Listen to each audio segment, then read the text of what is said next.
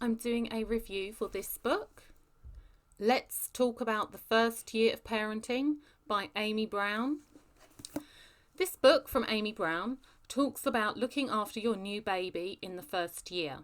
It aims to support new parents in the often emotional and stressful transition from the expectancy of pregnancy to the overwhelming task of caring for a new baby, when they often do not have enough support. I think this is a really important area and a gap in the market. There are books that instruct parents on how to look after their babies, such as routines, but not much to help parents organise enough support for themselves so that they can more easily adapt to their new lifestyle and manage it in whatever way works for them. I was excited to read this book because I think support is lacking for new mothers at this time in their lives when they really do need help. I've read a book by Brown before, which I enjoyed a lot, so I was really looking forward to this new book. However, this book is very wordy. It's a big book with a small font size. This book was very long. In my opinion, it was too long. It felt like a job to get through. There was lots in it that was really valuable to new parents, but it just went on forever, and I think it will be a challenge for new parents to pick out the bits that are relevant to them. This review is going to sound harsh for a book that wasn't that bad, but I had expected better. This book covers a number of areas that are important in your baby's first year. Caring for your baby, mental health, your postnatal body, relationships, and going back to work or not. Each of these areas is vast, and it is a lot to cover in one book. Some might say too much. I thought the mental health and postnatal body sections were very good, and lots of important things were discussed, which generally aren't. I don't know why the caring for your baby section was here. This is such a massive area, and it can't be covered in one section of a book. I found that a lot of this section was very specific, meaning that some areas would be relevant to parents, but most wouldn't be. I thought the relationship section covered some good points, but it was a bit too mainstream, in that it seemed to celebrate any way of bringing up a kid that wasn't the child's biological mother and father working bloody hard to make a success of it. And the going back to work section was beyond boring, as it focused so heavily on current legislation and guidelines. I don't feel like this book completely worked together. It was trying to cover many different areas and became too long and rambly. I think it would have been better to concentrate more on a few areas rather than trying to cover everything. I would have preferred to read a book that just covered the first year of caring for a baby, or that just covered the parent's mental and physical health in the first year. I felt that this book was trying to be all things to all people, with the result that a lot of content will not be relevant to many parents. There was a lot of repetition and waffle, which made the book a lot bulkier than it needed to be. At times, it felt like this book would go on forever. I had an issue with the order of this book. I found that it dived straight into how a new parent can feel overwhelmed and how important it is for them to ask for help. This is true. But it was overemphasised to the point that it left the new parent described as a disorientated zombie walking repeatedly into a wall whilst at the same time barking demands at people. Later in the book, I found the What Else Is Normal section, and I felt that this would have been a gentler introduction to the book, especially as it had quotes from mothers, which are easier to identify with. In fact, I wish there had been more parents' quotes throughout the book, as they would have added a much needed human side to the barrage of information that the book felt like at times. There were many good things in this book. It was a well-researched book. There was lots of good advice and useful information. There was a lot of signposting to websites, groups, and further reading.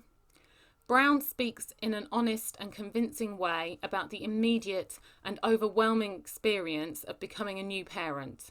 The shock that you have been trusted to look after a little baby, as well as the anxiety about how hard you may find it and the feelings that other people seem to cope so much better in this situation.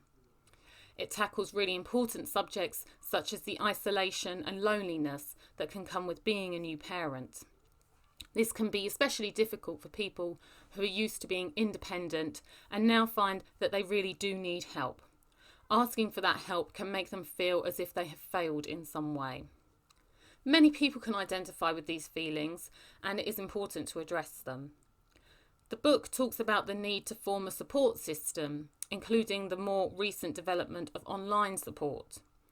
There were strong recommendations for social media support, which, although it has its uses, I think it also has notable downsides. This book explains that it's worth planning for when your new baby arrives. It's also worth considering that your expectations as a new parent may change. For example, you may think that you will love everyone coming round and cooing about your new baby, but in reality, you might wish everyone would leave you alone so that you can get to grips with the new situation you're in. I liked that the book recognises the second night after having a baby, an experience which all new parents should be warned about because it will break you. It also recognises growth spurts, which are useful to be aware of. I thought there was good sleep advice, and I'm glad it covered co-sleeping. It also talks about the option of taking a baby moon. This is like a holiday at home, where mum and baby are allowed to dedicate their attention to each other, instead of getting on with things like cleaning, entertaining guests, or going out to groups. There was a heavy emphasis on self-care, which is important and underrated for new parents. There was a lot of reassurance for new parents, which is important. When you have a new baby, it can often feel that you're not doing well enough. The baby is still crying, the house is a tip, and you have no idea what you're doing. This is normal for most parents. There were lots of contributions from other people, which gives readers lots more areas to look into that could be of interest to them. Many of these contributions were interesting. Many were also unnecessary and constituted more repetition, as Brown would cover a point, then have an expert cover the same point. Brown would then review the point. That's 3 times of saying pretty much the same thing. Throughout the book, there was too much repetition and over-explaining. In an effort not to offend anyone, there was also too much, you could do this, you could do that. It's fine if you don't want to do that. It's fine if you'd rather do this, on almost every point. I thought the mental health section of the book was valuable and much needed. I was glad to see less spoken about subjects covered, such as negative emotions about birth regarding your baby and or situation. This is a taboo area which is healthy to bring into the light, as it is quite a normal response to the sudden changes in our lives that birth brings. It also covered IVF guilt, negative feelings when having subsequent babies, either negative about your new baby in relation to your older child or children, or negative feelings about your older child or children with the arrival of a new baby. It covers regret and anger, these more taboo subjects that are very, very common. It also covers very modern issues, such as the social media pressure to have a perfect life. Tip: people lie online. I thought the section on postnatal physical effects was very useful, and I found the osteopathy and nutritional sections particularly interesting. In the relationship and employment sections, I was uncomfortable with Brown labelling anyone who had questions about unconventional lifestyles as ridiculous or stupid. Most of us have some area of our lives where we are out of the mainstream, and it should not come as a shock to us when other people don't fully understand or appreciate our situation. I would hardly call it ridiculous or stupid for people to ask questions about situations which are not obvious. There was also some sugarcoating of situations. I am not suggesting for a moment that people should be shamed for having mental health issues or for their relationships breaking down, but reassuring them that these things will not have a negative impact on their children is just inaccurate. So overall, despite how much I've moaned about aspects of this book, I would recommend it for new parents because it covers things that all new parents should be aware of, and most other books don't cover them. Okay, there it is again. It's pretty big. Okay, thank you.